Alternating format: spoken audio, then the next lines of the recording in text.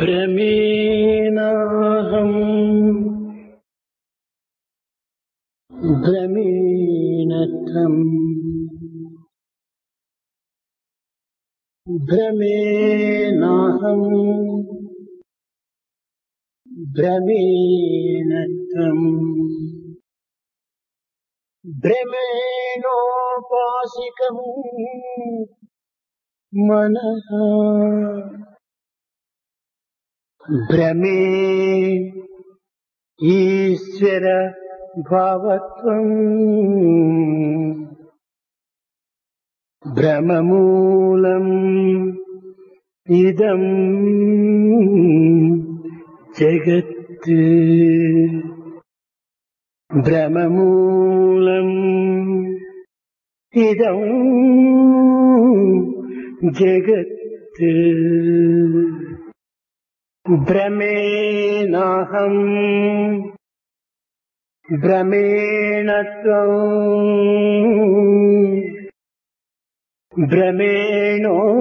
భ్రమేణోపాసకం మనః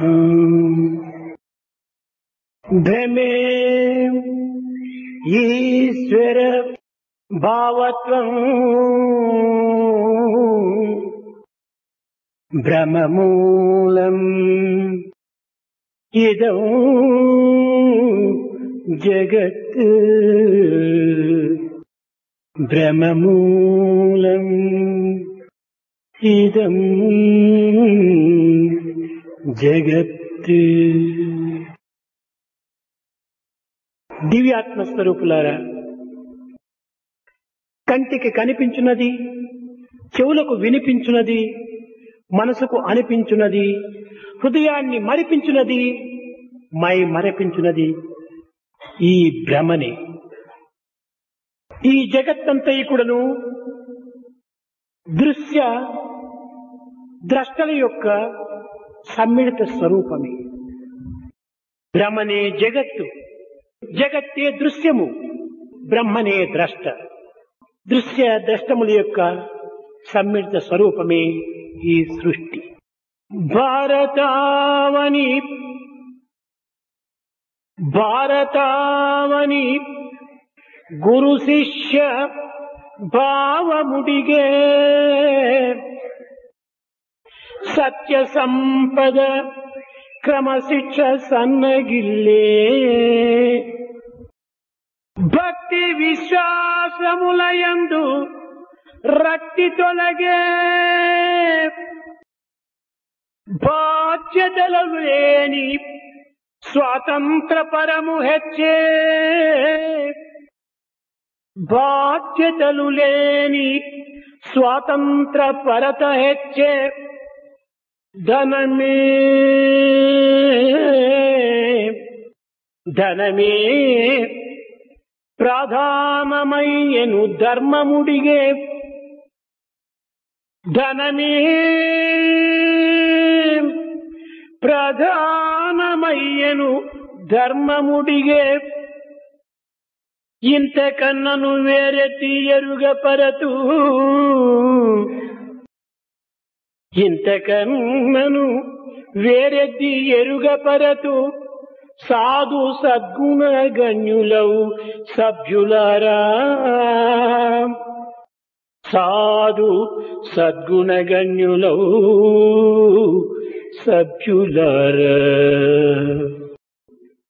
ప్రేమ స్వరూపులారా, ఈ విశాల సృష్టి యందు మానవుడు తెలుసుకొనవలసినటువంటి విషయములు అనంతములై ఉండగా సామాన్యముగా సర్వానుభవములో సర్వమానవుల నుండి వెలువడేటువంటి నేను నేను నేను అనేటువంటి పదమును గుర్తించమని భారతీయ వేదాంతములు ప్రబోధించుటలో ఉండినటువంటి అంతరార్థం ఏమిటి?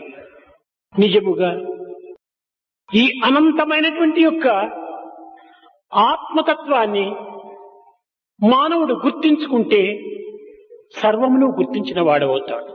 యద్విజ్ఞానేన సర్వం విజ్ఞాతం భవతి అని శృతి ప్రమాణం. కనుక నేను నేను అనేటువంటి పదమునకు చక్కగా అర్థమును గుర్తించినప్పుడే మానవుడు సర్వమును గుర్తించిన వాడవుతాడు. జన్మ కర్మచ మే దివ్యం. భగవద్గీత యందు ధర్మ కర్మచ మే దివ్యం.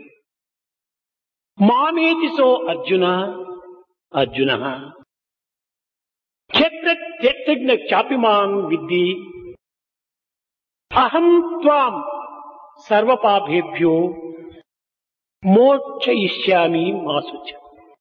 ఈ గీత యందు ఎక్కడ చూచినా కూడాను నేను నేను నేను అనేటువంటి పదము ఆకాశం వలె సర్వవ్యాపకమై సర్వాంతర్గతమై చక్కగా ప్రబోధిస్తూ వచ్చుచున్నది.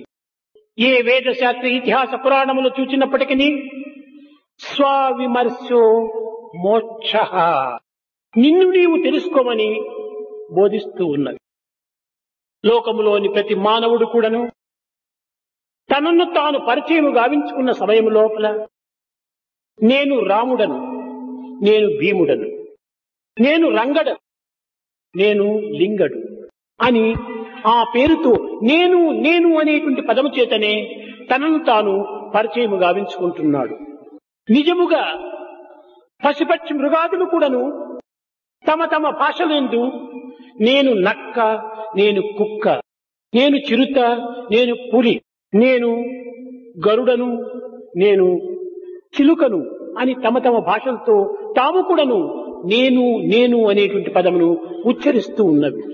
కనుక నేను అనేటువంటి యొక్క పదము పూసలలోని దారం వలె ఆకారం మానవుని యందు అనేక భేదములు ఉండినప్పటికీ సర్వుల యందు కూడాను నేను నేను అనే సూత్రము వ్యాపించి ఉన్నది. కనుక ప్రతి మానవుడు కూడాను ఈ అనంతమైన అగాధమైన ఈ నేను అనేటువంటి తత్వాన్ని గుర్తించడం అత్యవసరం. కానీ దురదృష్టవశాత్తు అల్పమై అనిత్యమై ఉండిన ఈ దేహమే నేను నేను అని భ్రమించడం చేతనే మానవుడు అనేక బాధలకు గురి అవుతున్నాడు. శృతి అహం ఏతత్ నా అని స్వరూప జ్ఞానాన్ని ప్రబోధిస్తూ వస్తున్నది. అహం ఏతత్ నా అనగా అహం నేను, ఏతత్ ఇది, నా కాదు, నేను ఇది కాదు అనేటువంటి స్వరూప జ్ఞానాన్ని ప్రబోధిస్తూ వస్తున్నది. ఈ జ్ఞానమే సత్ చిత్ ఆనంద స్వరూపములను స్మృతికి తెప్పిస్తూ సమ్యక్ జ్ఞానమును కూడాను ప్రబోధిస్తూ ఉన్నది. నేను ఇది కాదు. ఈ పదమునందు 3 పదములు ప్రత్యేకంగా ఉంటున్నవి. నేను ఇది కాదు, ఇది 3 పదములు. నేను అనగా ఏమిటి? దీనిని శృతి ప్రమాణం పురస్కరించుకొని ఆత్మ అనియు, పరమాత్మ అనియు, బ్రహ్మ అనియు, ప్రత్యేగాత్మ అనియు అనేక నామములను ప్రబోధిస్తూ వస్తున్నది. ఇక్కడ నేను అనేటువంటిది వైశ్వానర స్వరూపాన్ని కూడా ధరిస్తున్నది ప్రతి మానవుని యందు కూడాను. మానవుడు భుజించిన ప్రతి ఆహారమును కూడాను తాను జీర్ణింపజేసి దాని యొక్క రసస్వరూపాన్ని సర్వాంగములకు కూడాను సరఫరా చేయటం చేతనే ఇక్కడ వైశ్వానర స్వరూపాన్ని ధరిస్తున్నది. కనుకనే భగవద్గీత యందు అహం వైశ్వానరో భూత్వా ప్రాణినాం దేహమాశ్రితః ప్రాణాపాన సమాయుక్తః పచామ్యన్నం చతుర్విధం. అహం వైశ్వానరో భూత్వా, నేను ప్రతి మానవుని యందు కూడాను వైశ్వానర స్వరూపంలో ఉంటున్నాను. ఇక్కడికి పరమాత్మ అనగా దీని యొక్క అంతరార్థము కర్మేంద్రియ జ్ఞానేంద్రియ మనోబుద్ధి చిత్త అహంకారములకు అతీతమైనటువంటి యొక్క తత్వమునకే పరమాత్మ అని పేరు. ఇలాంటి పరమాత్మ తత్వమును బ్రహ్మత్వంగా రూపొందింపచేస్తూ వచ్చింది. బ్రహ్మ అనగా ఏమిటి? వ్యాపకత్వమే బ్రహ్మ యొక్క తత్వము. ప్రతి మానవుని యందు కూడాను నేను నేను నేను అనేటువంటి పదము వ్యాపించియే ఉంటున్నది. కనుకనే సర్వ మానవుని యందు కూడాను వ్యాపించి ఉండినటువంటి యొక్క నేనే బ్రహ్మము అని. కనుక నేను అనేటువంటిది బ్రహ్మస్వరూపమే. ఇంకా ఇది ఇది అనేటువంటి పదము సర్వ దృశ్యములు యందు కూడాను ఆసూత్యమై ఉంటున్నది, అనుసూత్యమై ఉంటున్నది. ఇది మైక్, ఇది పాత్ర, ఇది బట్ట, ఇది ఫ్యాను, ఇది షెడ్డు, ఇది సూర్యుడు, ఇది చంద్రుడు, ఇది ఆకాశము, ఇది గుట్ట, పిట్ట, గుట్ట. సర్వమునెందుకు నువ్వు ఇది ఇది అనేటువంటి యొక్క పదము అంతర్లీనమై ఉంటున్నది. ఏతావాత దీని యొక్క అంతరార్థం ఏమనగా ఇది అనగా దృశ్యమునకు సంబంధించినటువంటిది. సమస్త దృశ్యమునకును ఇది ఇది అని చెప్పబడుతున్నది. ఇది అనేటువంటి పదమే లేకపోతే బట్ట అని చెప్పడం వల్ల ఏది బట్ట, ఇది బట్ట దీన్ని నిరూపిస్తూ ఉంటుండది. కనుక సమస్త దృశ్యములు ఎందుకుడను శూన్యమై అసూత్యమై సర్వవ్యాపకత్వమై ఉండినటువంటి యొక్క తత్వమునికే ఇది అని పేరు. ఇది దృశ్యము, నేను ద్రష్ట కాబట్టి నేను దృశ్యము కాదు. నేను ధరించినటువంటి ఇది అనగా ఇది దేహము, ఇది అనగా సర్వమును చూచినట్టుగా నా దేహాన్ని కూడాను నేను చూస్తున్నాను కనుక దేహం కూడాను దృశ్యమే. కనుక ఈ దృశ్యమైనటువంటి యొక్క దేహమును నేను అనేటువంటి యొక్క ద్రష్టగా భావించటము ఎంత అజ్ఞానం. కనుక మన దేహము కూడాను ఒక దృశ్యముతో ఒక్కటి. కనుక దేహమునే నేనని భావించటము ఇది కేవలము అనర్థము. ఇది సమాధుల యందు, సుషుప్తుల యందు, గాఢ నిద్ర యందు కూడాను ఈ శరీరం మనకు కనిపించటం లేదు. కనుక నీవు దేహము కాదు, నీవు ద్రష్టనే. అయితే జగత్తునందు నానా రూపములతో సృష్టింపబడినటువంటి ఈ జగత్తులో అంతటికి ఒక అధిష్టాన సత్వము ఒకటి ఉంటున్నది. ఈ అధిష్టాన వస్తువు నుండి ఏ సర్వమును కూడా నిర్మింపగలుగుతుండాలి. అధిష్టానమే లేక ఏ వస్తువును కూడాను ఎవరు కూడాను నిర్మాణం చేయలేరు. అనేక ఆభరణములు, రూపనామములతో ఉండినటువంటి ఆభరణములు సువర్ణము నుండి కూడాను ఆవిర్భవిస్తున్నవి. ఆభరణములకు రూపనామములు వేరువేరుగా ఉండవచ్చును కానీ అన్నింటి ఎందుకు సువర్ణం ఒక్కటిగానే ఉన్నది. ఆభరణములు కరిగించినప్పటికీ ఈ యొక్క బంగారు తానుగానే ఉంటున్నది. బంగారునకు ఎట్టి మార్పు కాని ఎట్టి వికారములు కాని పొందవు.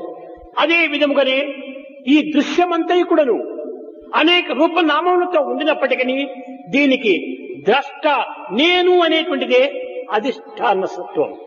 నేను అనేటువంటి అధిష్టానం నుండియే సర్వము కూడా ఆవిర్భవిస్తున్నవి.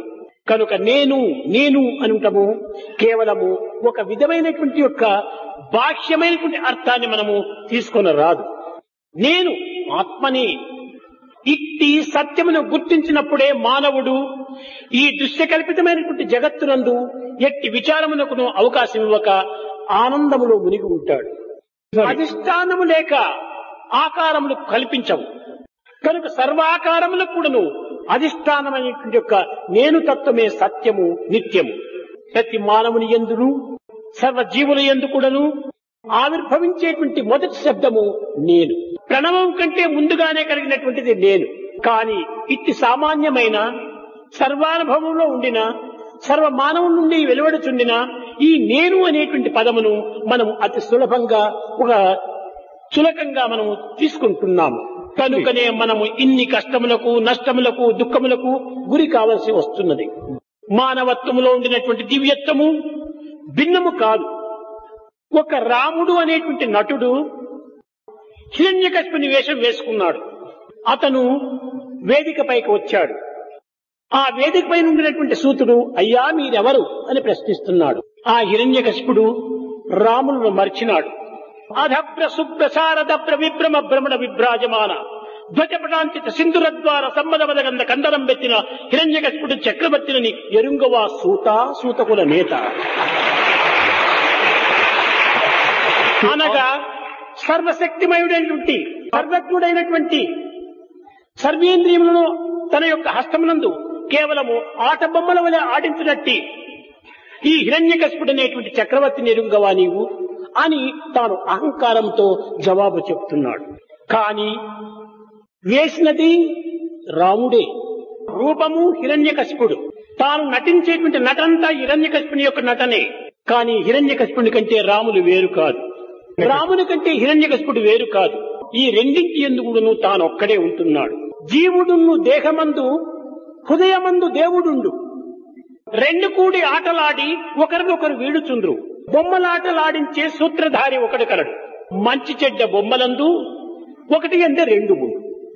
ఇది ఇక్కడ ఒక్కటియే.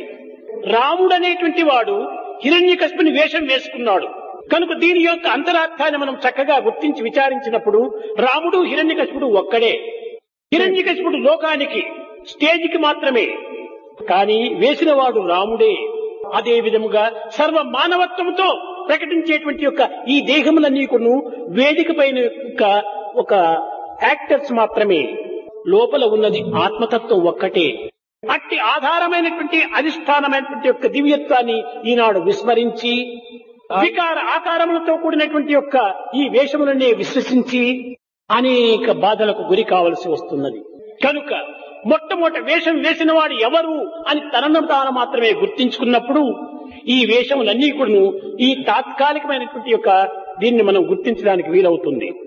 ప్రతి మానవుని ఎందుకును దివ్యత్వమైనటువంటిది సర్వవ్యాపకత్వమై ఉంటున్నది. బ్రహ్మవిత్ బ్రహ్మైవ భవతి.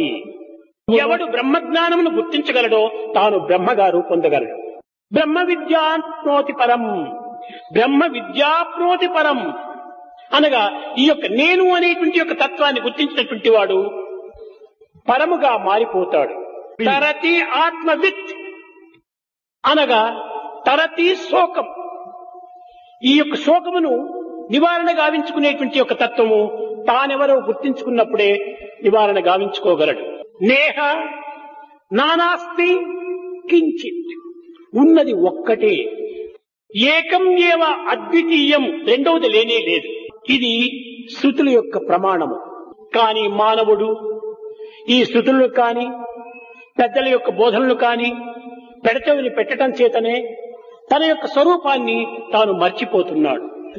తాను దేనిని తెలుసుకుంటే సర్వమును తెలుసుకోగలడో దానిని తెలుసుకున్నట్టుకు ప్రయత్నించాలి. ఏక మిత్పిండం ఏక మృత్పిండం జ్ఞానేన సర్వమృణ్మయం విజ్ఞాతం భవతి. ఒక మట్టిని మనం గుర్తించుకుంటే ఆ మట్టితో చేయబడినటువంటి యొక్క పాత్రలన్నింటికి ఎందుకు మట్టి ఉన్నదని సత్యం మనకు గోచరమవుతుంది. కుండలో మట్టి ఉన్నది కానీ మట్టిలో కుండలు లేవు. కుండలు కల్పితం. కనుకనే ఈ దృశ్యములు ఎందుకును ద్రష్ట ఉన్నాడు కానీ ద్రష్టలో దృశ్యములు లేవు. కనుక నీవు ద్రష్ట ద్రష్ట అనేటువంటి యొక్క సత్యాన్ని నీవు చక్కగా నీవు గుర్తించడానికి ప్రయత్నించాలి. ఈ ద్రష్టకు అనేక పేర్లు ఉంటున్నవి. జాగ్రత్త అవస్థ యందు ఈ నేను అనేటువంటిదే సర్వవ్యాపకత్వమై ఉంటుండాలి. అనేక రూపనామములతో కూడటం చేతనే విరాట స్వరూపుడు అని ఇతనికి పేరు. సర్వ విషయములతో కూడా నువ్వు వ్యవహరించడం చేత వ్యావహారికుడు అని దీనికి పేరు. ప్రతి పదార్థమునందు కూడా అభిమానము కలగటం చేతనే విశ్వడు అని ఒక పేరు. జాగ్రత్త అవస్థ యందు ఈ నేను అనేటువంటి యొక్క ఆత్మకు ఇన్ని రకములైనటువంటి పేర్లుగా రూపొందుతూ వస్తున్నాయి. ఇంకా స్వప్నావస్థ యందు ఈ నేను అనేటువంటి దీనికి అనేక రకములైన పేర్లు కూడా ఉంటున్నవి. స్వప్న కల్పితుడు అని దీనికి పేరు. మనస్సునే ఆకారంగా ధరించేటువంటి వాడు కాబట్టి ప్రత్యేగాత్మ అని కూడా ఇతనికి ఒక పేరు. ఇంతే కాదు, ప్రజ్ఞ చేత తాను ప్రతి తత్వమును కూడా గుర్తించడానికి పోతున్నాడు కాబట్టి ఇతనికి చిత్రైకాగ్రతడు అని పేరు. ఈ విధంగా నేను అనేటువంటి ఒక పదమునకు అనేక పేర్లుగా ఉంటున్నవి. సుషుప్తి యందు అంతఃకరణ యొక్క ప్రభావము చేత సర్వమును తెలుసుకొనగలుగుతున్నాడు కనుకనే ఇతనికి తైజస్సుడు అని పేరు, ప్రాజ్ఞుడు అని పేరు. కనుక ప్రపంచము లోపల ఒక్క బంగారుగా ఉండినప్పటికీ అనేక నగలు చేసినప్పుడు ఆ నగలకు అనేక పేర్లుగా ఉంటుంటాయి. రూపనామములు వేరు వేరుగా ఉండినప్పటికీ కానీ అన్నింటి ఎందుకుడను ఏకత్వంగా ఉండినటువంటిది సువర్ణం ఒక్కటే. ఈ జగత్తు కూడాను అనేక రూపనామములతో కనిపించుతున్నప్పటికీ అన్నింటి యందు ఉన్నది నేనే. నేను అనేటువంటి యొక్క తత్వమే సర్వవ్యాపకత్వంగా ఉంటున్నది. దివ్యాత్మ స్వరూపులారా, ఆత్మ అనగా అందరి నుండి కూడాను ఏ శబ్దము సమముగా ఏకంగా ఆవిర్భవించుతున్నదో అది ఏ ఆత్మ. రాముడెవరు అంటే నేను అంటున్నాడు, కృష్ణుడెవరు అంటే నేను అంటున్నాడు, విజయ్ ఎవరు అంటే నేను అంటుండాది, సుజయ్ ఎవరు అంటే నేను అంటుండాది. విజయ సుజయ రాముడు కృష్ణుడు వేరు వేరు రూపనామంతో ఉండినప్పటికీ అందరి నుండి కూడాను నేను నేను నేను అనేటువంటి యొక్క జవాబు సమంగానే వస్తున్నది. అది ఏ సర్వుడి యందు ఉండినటువంటి యొక్క సమత్వమైనటువంటి ఆత్మ. నేను లేనటువంటి యొక్క వ్యక్తి కాని ప్రాణి కాని ఈ జగత్తులో కానరాదు. యోగి భోగి జోగి విరాగి బైరాగి ఎందుకును నేను అనేటువంటి యొక్క శబ్దం ఆవిర్భవించుతూనే ఉంటున్నది. కనుక ప్రతి మానవుడు కూడాను నేను అనేటువంటి ఒక తత్వాన్ని గుర్తించడమే ఇది సరైనటువంటి యొక్క అంతరార్థం. ప్రతి మానవుడు కూడాను ఇది నా ఇల్లు, నా దేహము, నా మనస్సు, నా బుద్ధి, నా చిత్తము, నా ఇంద్రియము అనుకుంటున్నాం. కానీ నేనెవరు అనేటువంటిది తెలియటం లేదు. నేను అనేటువంటిది తెలియకుండా నా దేహం అనుకుంటే ఇది ఏ విధంగా నీకు సంబంధించింది? నా దేహం అనుకున్నప్పుడు దేహం వేరైపోయినా నీవు వేరు కావాలి. నా బట్ట అంటే బట్ట వేరు, నేను వేరు. కాబట్టి నా దేహం అనుకున్నప్పుడు దేహం నీవు కాదు. దేహం ఒక దృశ్యము, ఇంద్రియముల యొక్క దృశ్యము, మనస్సు ఒక దృశ్యము, చిత్తం ఒక దృశ్యము, అంతఃకరణ యొక్క దృశ్యము, సర్వము దృశ్యమే. కనుకని తెలియబడుచున్న విశ్వంబు దృశ్యమందు, తెలియబడుచున్న విశ్వంబు దృశ్యమందు తెలివినై సర్వమును గాంచు ద్రష్ట నేను. ఇంతకన్నను అన్యమేదియును లేదు. సత్యమిది సర్వ వేదాంత సంగ్రహంబు, సత్యమిది సత్యమిది సర్వ వేదాంత సంగ్రహంబు. వేదాంతం వేదాంతం వేదాంతం. వేదాంతం అనగా ఏమిటి? ఏదో అర్థం కానటువంటి పదములు ఉచ్చరించడం వేదాంతం కాదు. తనను తాను గుర్తించుకోవటమే ఎరుక. తనను తాను గుర్తించుకోలేకపోవటమే మరుపు. మరుపే దృశ్యము, ఎరుకే బ్రహ్మము. జాగ్రత్తలోని జాగ్రత్తనే ఎరుక. కనుక నిరంతరం కూడా నువ్వు జాగ్రత్త ఎందే మనం ఉంటుండాలి. ఇది ఏ ఎరుక అనేటువంటి తత్వమునకు అంతరార్థము. దీనినే వేదాంతం కూడాను ఎరుకు మరపనకుండా జాగ్రత్త తమకు సప్రాశుప్తులు అరమరను లేకుండా ఎప్పుడు తరచుకొని జీవాత్మ గదివిడి తారకం అన్నారు. ఆ తారక తత్వం అనేటువంటిది ఈ యొక్క నేను నేను అనేటువంటి యొక్క అంతరాత్మ యొక్క ప్రబోధనే. భగవద్గీత ఎందుకుడను సర్వధర్మాన్ పరిత్యజ్య మాం ఏకం శరణం వ్రజ. అన్ని ధర్మములు కూడా నీవు విసర్జించమన్నాడు. ఏమిటి అన్ని ధర్మములు? ధర్మం అంటే తెలిస్తే కదా అన్ని ధర్మములు వదలడానికి. ఇక్కడ ధర్మం అనగా ఒక్కొక్క వస్తువులకు ఒక్కొక్క ప్రాణ సమానమైనటువంటి గుణం ఒక్కటి ఉంటున్నది. అది ఆ వస్తువు యొక్క సహజ ధర్మము. అగ్నికి వేడి దాని ధర్మం. వేడి లేకపోతే అది బొగ్గవుతుంది, అది అగ్ని కాదు. చక్కెరకు తీపి తన యొక్క ధర్మము. తీపి లేకపోతే అది చక్కెర కాదు, ఇసుక అవుతుంది. అదే విధంగానే మానవునికి ఒకటి ధర్మం. ఏమిటి? వాంఛనే వాని ధర్మం. నిరంతరం కూడా నువ్వు వాంఛను పెంచుకోవటమే వాని ధర్మం. కనుకనే వాంఛను త్యజించడమే సర్వధర్మం పరిత్యజ్య. దీనిని వైరాగ్యము అని కూడా ప్రబోధిస్తూ వచ్చాయి. Less luggage more comfort make travel pleasure అని. మనకు ఈ డిజైర్స్ లే పెద్ద లగేజ్ గా ఉంటుండాలి. ఈనాడు ఈ విధమైనటువంటి యొక్క వాంఛలు మితిమీరి పోవటం చేతనే మానవునికి మతులు భ్రమిస్తున్నాయి. ఈ మతి భ్రమించడం చేతనే మతిలేని మానవుడిగా ఉన్మత్తుడుగా మారుతున్నాడు. ఉన్మత్తుడు ప్రపంచమునకు అతి దూరమైపోతున్నాడు. దీనికి కారణము వాంఛలే. వాంఛలు కూడాను కొంత అదుపులో ఉంచుకోవాలి. పశువులైనా కూడాను తన కడుపును నిండిన తక్షణమే తన వాంఛను విరమించుకుంటుంది. ఈనాటి మానవుడు తిని భుజించి ఆనందించేటువంటి దానికంటే అధికంగా కూడాను ఆశలు పడుతున్నాడు. ఇక్కడ పశుపక్షి మృగాదులకు దాచుకునేటువంటి యొక్క ఉచితము కాని దోచుకునేటువంటి ఒక దుర్మార్గం కాని వాటికి లేవు. మానవత్వములో జంతువునాం నరజన్మ దుర్లభమని చెప్పుకొని కూడాను తన మానవత్వాన్ని తాను గుర్తించుకోలేకపోతున్నాడు మానవుడు. దీనికి కారణము నేనెవరు అనేటువంటి తత్వాన్ని గుర్తించుకోలేకపోవటమే మూల కారణం.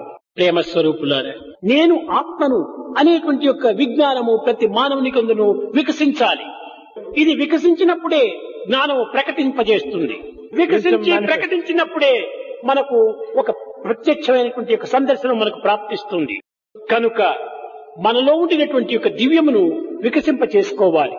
ఈ వాంఛలకు కూడా నువ్వు కొంచెం వరకును మితిమీరినటువంటివే కాకుండా కొన్ని విరుద్ధమైనటువంటి వాంఛలు కూడా మానవుని యందు ఆవిర్భవిస్తుంటాయి.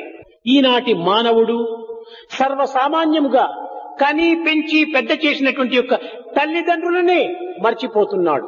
నిజముగా తాను విజ్ఞాని అయినప్పుడు నా రక్తం ఎవరిది? నా తల్లిదండ్రులది. నా బ్లడ్, నా ఫుడ్, నా హెడ్, నా దుడ్డు అంతా పేరెంట్స్ దే. ఇట్టి జ్ఞానమే ఉంటుంటే తల్లిదండ్రులను బాధ పెట్టడానికి కానీ తల్లిదండ్రులను మర్చడానికి కానీ మనసు వస్తుందా? ఈ నాలుగు మరిచినటువంటి ప్రత్యక్ష రాక్షసి కాబట్టే తల్లిదండ్రులను మరుస్తున్నాడు. తల్లిదండ్రులను ఎవరు మరుస్తాడో వాడు ప్రత్యక్ష కలియుగ రాక్షసుడనే చెప్పవచ్చు. మరువ రాదు. మరచవలసినది అహం, ఎరుకపరచినటువంటిది నిజమైనటువంటి తత్వం. కనుకనే మానవత్వం అనేటువంటిది ఇంత అల్పత్వమైనటువంటి యొక్క నిత్య జీవితంలో ఉండినటువంటి దానిని మర్చిపోవటం వల్ల భగవంతుని ఇంకే విధంగా జ్ఞాపకంలో పెట్టుకోగలడు. కనుకనే కలి ప్రభావము మితిమీరిపోయినది. జాగ్రత్త అవస్థ యందు నేను నేను అనేటువంటిది ప్రత్యక్షంగా 100% భాగములు ఉంటున్నవి. స్వప్నావస్థలో అర్ధ భాగము క్షీణిస్తుండాలి. సుషుప్తిలో పూర్తి సూక్ష్మ స్వరూపాన్ని ధరిస్తుండాలి. కనుక మానవత్వాన్ని మొట్టమొదట అర్థం చేసుకుంటూ ప్రయత్నించాలి. వేదిక పైన ఆడుతున్నంత వరకు నీవు హిరణ్యకశిపుడే కావచ్చు, కానీ ఈ వేషము తాత్కాలికమైనటువంటి ఒక సత్యాన్ని గుర్తించాలి. మా కురు ధన జన యౌవన గర్వం హరతి నిమిష కాల సర్వం. మా కురు ధన జన యౌవన గర్వం. ఆ వేదిక పైన ఉండినంత వరకు కూడాను నీవు హిరణ్యకశిపుడు, రావణాసురుడు, కుంభకర్ణుడు అనేటువంటి పేర్లతో అహంకారం ఉట్టిపడవచ్చు. కానీ ఎంతసేపు ఎప్పటికీ ఈ వేషము నీకుండదు. వెనుకకు పోతానే వేషమును మార్చుకుంటావు. నీ స్వస్వరూపాన్ని నీవు ధరిస్తావు. కనుక తాత్కాలికమైనటువంటి యొక్క క్షణభంగురమైనటువంటి యొక్క ఈ వేషము లోపల ఇంత మిడిమిట్టు పడటము ఇది నీకు సరి అయినటువంటిది కాదు. అహంకారము, ఆడంబరము, మరుపు, పరదూషణ ఇవన్నీ కూడా మానవునికి పాపములకు హేతువులు. కనుక దివ్యాత్మ స్వరూపులారా, ఈ సత్యతత్వాన్ని మీరు గుర్తించాలి. స్వార్థమును స్వప్రయోజనమును త్యజించాలి. ఎప్పుడు కూడా స్వార్థము స్వార్థము స్వార్థము. ఏమిటి ఈ స్వార్థము? ఎంతవరకు ఈ స్వార్థము? నీ తత్వాన్ని నీవు మర్చిపోయినటువంటి స్వార్థము నీకు ఇంక ఇతరులు ఎందు ఎంతకాలం ఉంటుంటాది? అది కూడా నువ్వు ఒక కాలంలో మర్చిపోతావు. కనుక అన్ని మర్చవలసినటువంటిది. ఏనాటికైనా కూడా నువ్వు జగత్తును మర్చవలసినటువంటిది. ఈ జగత్తునకు పేరే జగత్తు అని పేరు. జ గత్ రావటం పోవటమే. ఇలాంటి జగత్తులో మనం ఉంటుండి ఇది సత్యము నిత్యమని భ్రమించటము ఎంత అజ్ఞానం. నీవు సత్యము, ఈ వేషము సత్యము కాదు, ఈ యాక్టింగ్ అంతా సత్యము కాదు, ఈ అనుభూతులన్నీ సత్యము కాదు, ఇవన్నీ నువ్వు భ్రమలే.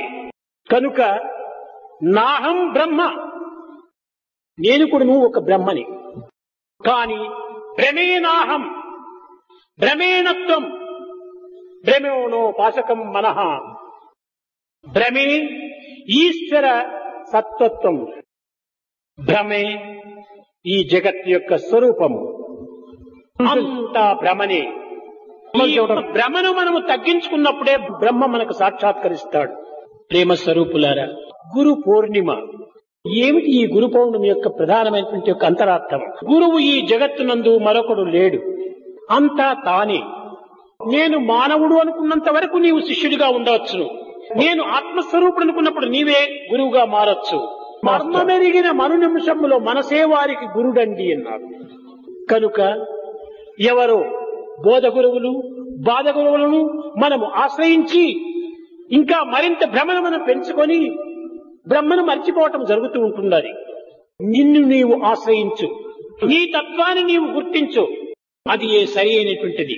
ఏదో ఒక ఉపదేశం తీసుకుంటాం, ఈ ఉపదేశాన్ని స్మరిస్తూ ఉంటుంటే దివ్యత్వం మనకు ప్రాప్తిస్తుందని విశ్వసిస్తాం. అసలు ఉపదేశం అంటే ఏమిటి? ఉపదేశమనగా స్వస్థానమునకు చేర్చడమే ఉపదేశం. అంతేగాని ఓం నమ శివాయ అనే పంచాక్షరములు కానీ, ఓం నమో నారాయణ అనేటువంటి అష్టాక్షరం కానీ ఉపదేశించడం కాదు. కేవలం శబ్దముతో కూడినటువంటి ఒక ఉచ్చారణలే. కానీ శబ్ద బ్రహ్మం ఉంటుండాలి.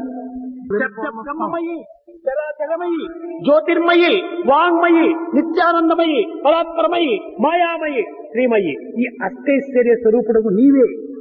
అట్టి శక్తివంతుడై, అట్టి ప్రజ్ఞానవంతుడై, అట్టి దివ్యవంతుడై, అట్టి జ్ఞానవంతుడై నీవు ఉండగా నీవు మరులను ఇంకొకరికి ఎందుకు నీవు ఆశ్రయించాలి? దీనిని పురస్కరించుకునే వేదము స్వవిమర్శో మోక్ష అన్నాడు. స్వవిమర్శ, తన తత్వాన్ని తాను గుర్తించాలి. కానీ ఈనాడు ఎంతటి విద్యావంతుడైనా, ఎంతటి మేధావంతుడైనా, ఎంత విజ్ఞానవంతుడైనప్పటికీ తనను తాను మరచిపోయి జగత్తునే వ్యాప్తి అందించుకుంటున్నాడు. తనను తాను తెలుసుకొనక దేనిని తెలుసుకుని ప్రయోజనమేమి? దీనిని పాషాణ హృదయుడని పేరుగాంచినటువంటి యొక్క చర్చలు కూడాను అమెరికా వారిని గురించి బోధిస్తూ వచ్చాడు. ఈనాటి విజ్ఞానికుడు అన్నీ తెలుసుకోగలుగుతున్నాడు, కానీ తానెవరో తనను తెలుసుకోవడానికి ప్రయత్నించడం లేదు. ఈ విజ్ఞానం దేనికోసం? ఇదంతా కేవలము పొట్టకూటి కోసం పాటుపడేటువంటి మార్గం అన్నారు. చిన్న పిల్లవాడు ప్రహ్లాదుడు కూడా నువ్వు తండ్రిని ప్రశ్నించాడు, నాన్న లోకములన్నీయు గడియలోన జయించిన వాడవు, ఇంద్రియాలోకము చిత్తము గెలువనేరవు తండ్రి, చిత్తము గెలువనేరవు.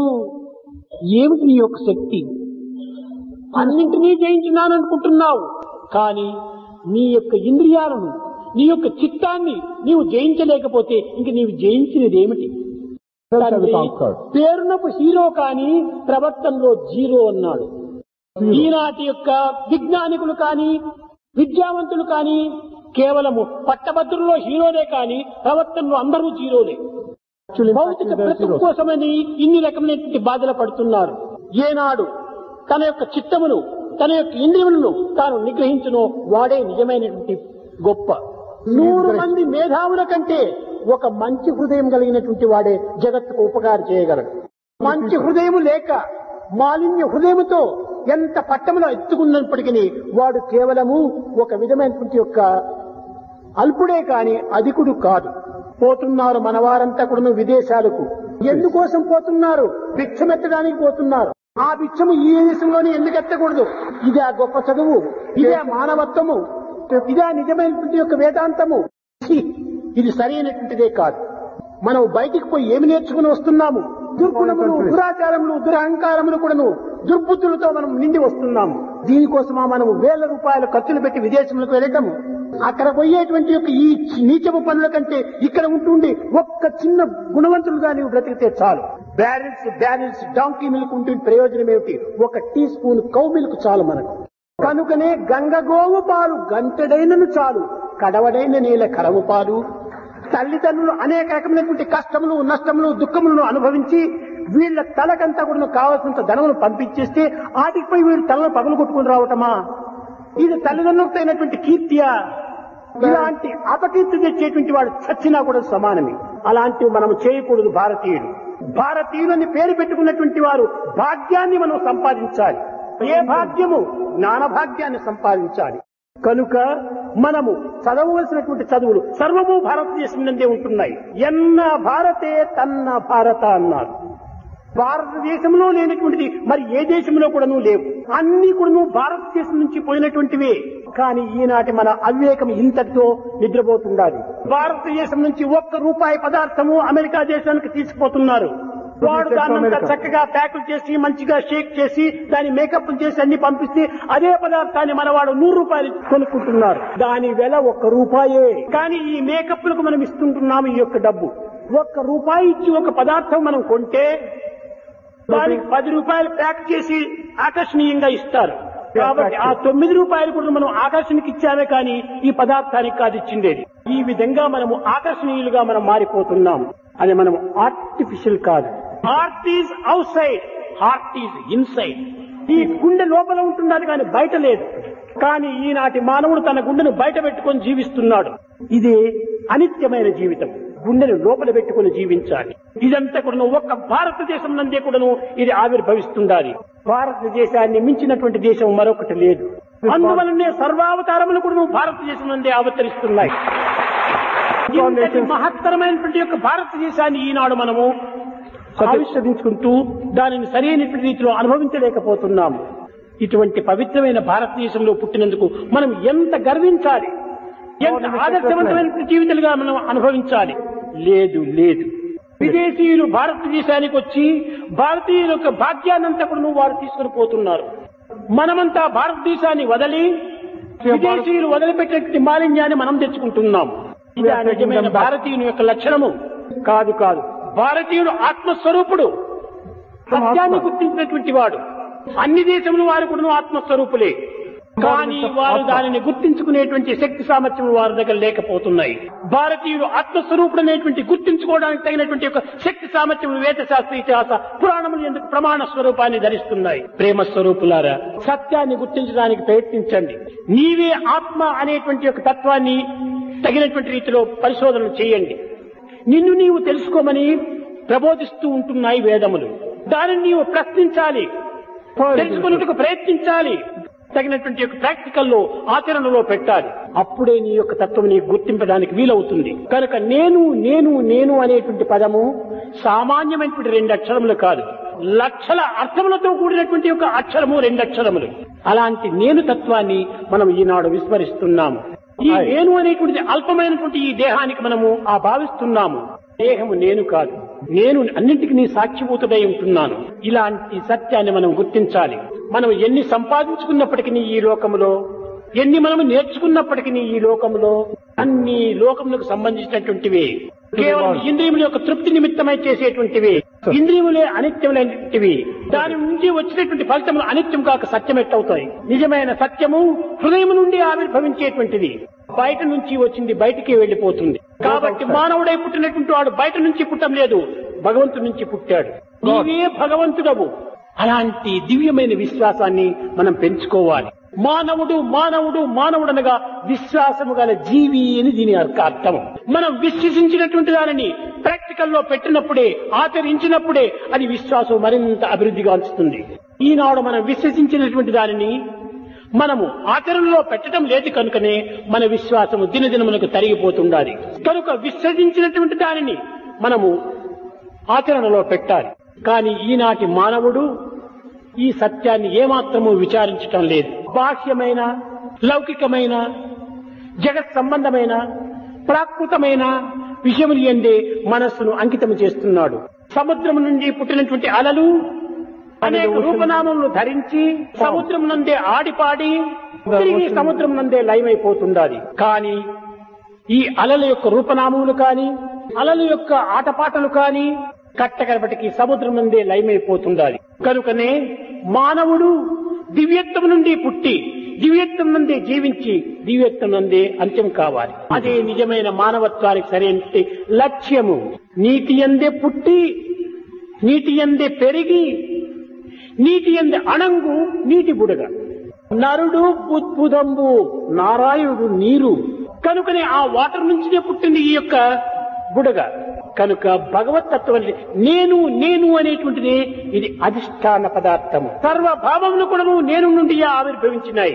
దివ్యాత్మ స్వరూపులారా, నేను నేను అనేటువంటి దాన్ని గుర్తించడంలో యావత్ విశ్వాసాన్ని కూడాను, ఒక విషయాన్ని కూడాను మనం గుర్తించిన వారం అవుతాం. ఈ విధమైనటువంటి దేనిని గుర్తిస్తే సర్వమును గుర్తింపబడును, దానిని గుర్తించడానికి తగిన ప్రయత్నం చేయాలి.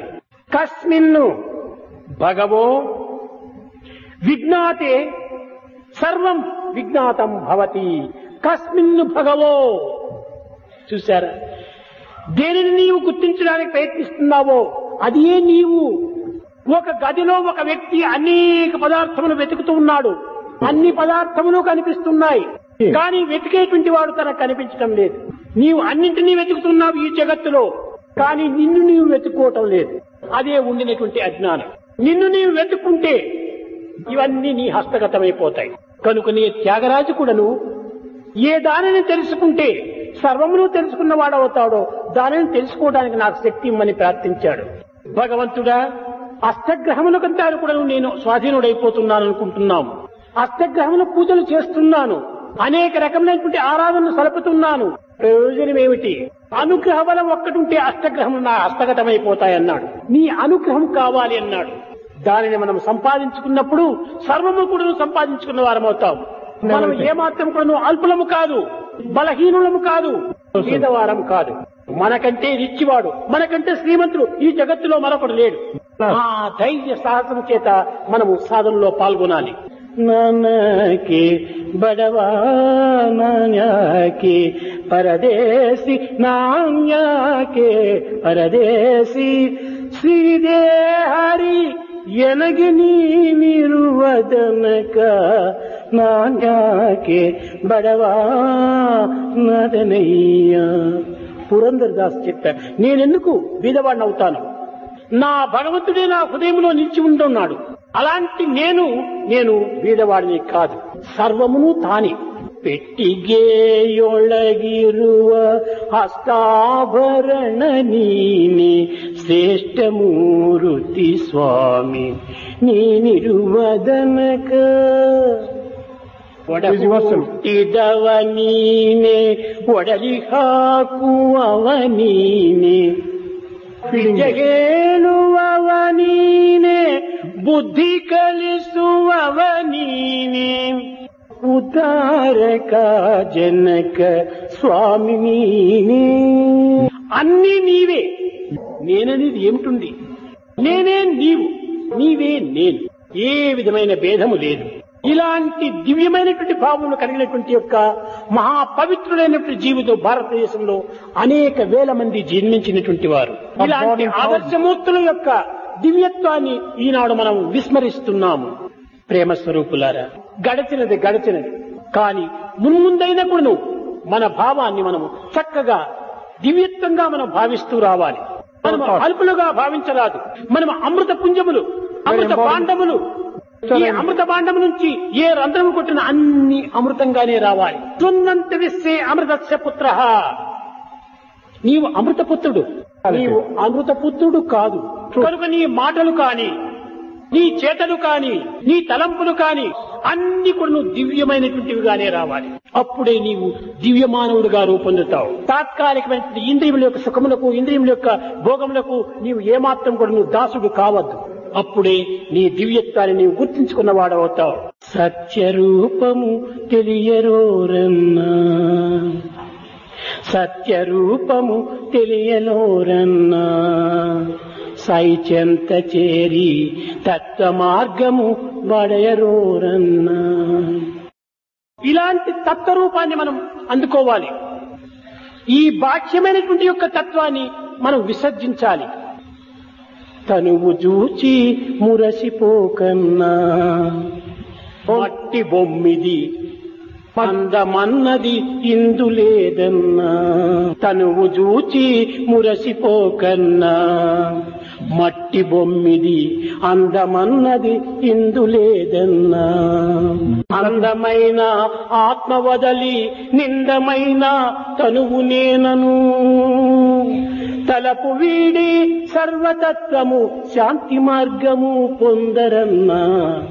మనసునందు జయము పొందన్నా. ఇంద్రియంబుల తక్కు చూసి మురసిపోకన్నా. మనసునందలి చతుర దొంగలు చర్యలన్నీయు గాంచుచుండుము. ఒట్టి మాటల వాడు కాడన్నా. ఈ సాయి దేవుడు బొట్ట బొమ్మలు చూడగోడన్నా. ఈ మాటల వాడు కాడన్నా. ఈ సాయి దేవుడు బొట్ట బొమ్మల చూడబోడన్నా. మటన్న వారలు గట్టి ఓడలు కట్టితాను. పట్టుబట్టలు గట్టి భక్తుల చుట్టూ తిరిగే పుట్టు స్వామిని కన్ను విప్పి చూడరోరన్నా. మున్ను షిరిడి నేడు పత్రి ఉన్నవాడని పేరే గాని, కన్ను భావన చేయు భక్తుల కన్నులందే మెలగునన్నా. కన్ను విప్పి చూడరోరన్నా. మన యొక్క జీవితం అంతా కూడాను ఎంత పవిత్రమైనది, ఎంత దివ్యమైనటువంటిది, ఎంత నవ్యమైనటువంటిది. ఇలాంటి పవిత్రమైన జీవితాన్ని మనము పాడు కోరికలకై మనం ప్రాకులాడి జీవితాన్ని వ్యర్థము గావించుకుంటున్నాం.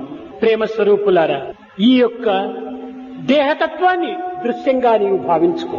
దీన్ని పనిముట్టుగా నీవు స్వీకరించి దీనితో సర్వ కార్యములు కూడా నువ్వు పవిత్రమైన కార్యములు చేయి. అప్పుడే ఈ మానవత్వం దివ్యత్వంగా రూపొందుతుంది. దీనికి మార్గము ఒక్కటే, దైవ చింతనే దీనికి మార్గం. బ్రహ్మవిత్ బ్రహ్మైవ భవతి. దైవ చింతన చేస్తూ చేస్తూ చేస్తూ చేస్తూ దైవంగానే రూపొందుతావు. భజన బినా సుఖ శాంతి నహీ,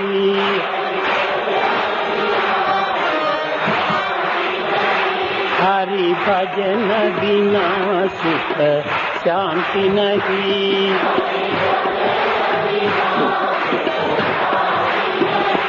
हरि नाम बिना आनंद नहीं,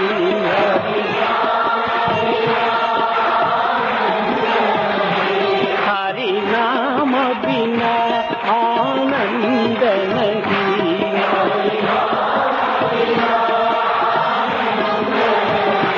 हरि भजन बिना सुख शांति नहीं,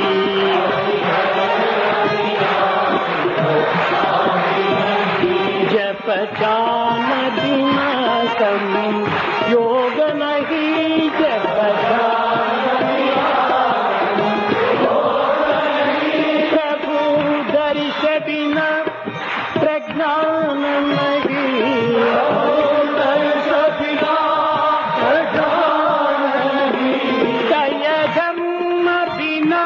सत्कर्म नहीं,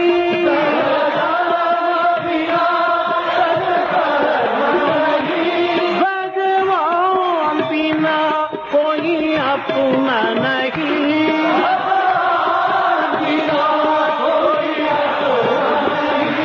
हरि नाम बिना परमात्मा नहीं,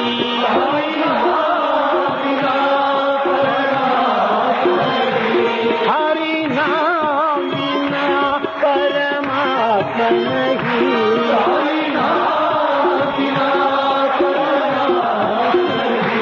हरि भजन बिना सुख शांति नहीं,